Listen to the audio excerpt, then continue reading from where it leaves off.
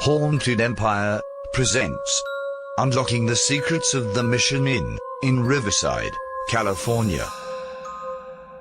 There was no bigger promoter for Riverside and the Inland Empire than Frank Miller. He and his family owned the Mission Inn up and until the 1950s. He knew that anything good for Riverside was good for his hotel. From the beginning of the 20th century all the way to his death in 1935, Frank Miller was the most gracious host, and Haunted Empire believes that nothing has changed, even after his death.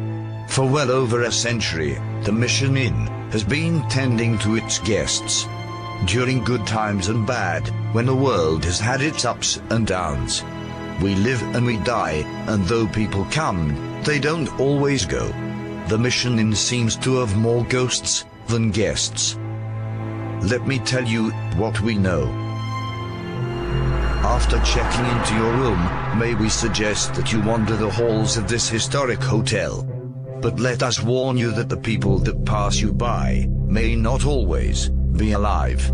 Just be aware that when you take a second look, they might vanish into thin air. The Mission Inn seems to be a very active place, where each night there is a game of hide and ghost seek.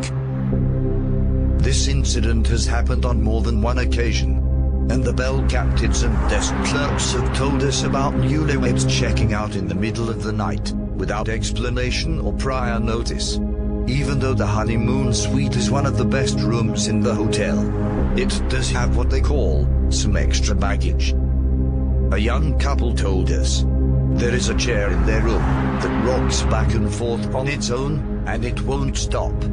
When they are ready for bed, the TV decides that it would turn on and off, over and over, without anyone touching the remote. Then they heard a knock at the door. They were hoping that it was housekeeping, here to correct the problems of the night. But before they could open the door, a woman lets herself in and starts inspecting the room, which was fine, they said, but the whole time she was ignoring their inquiries. Then, when it seems that she is done, she walks through one wall and into the other, leaving them in disbelief. Some have said that it was Aunt Alice, doing what she has done for years. But which Alice is it? Frank's sister or daughter? One guest even said that he was woken up by something he thought was talking to him. When his eyes focused, he was able to see, right above him, the ghost of a woman inches away from his face, acting like she was whispering in his ear. Seems as if one of the Alices has something to say at the old inn.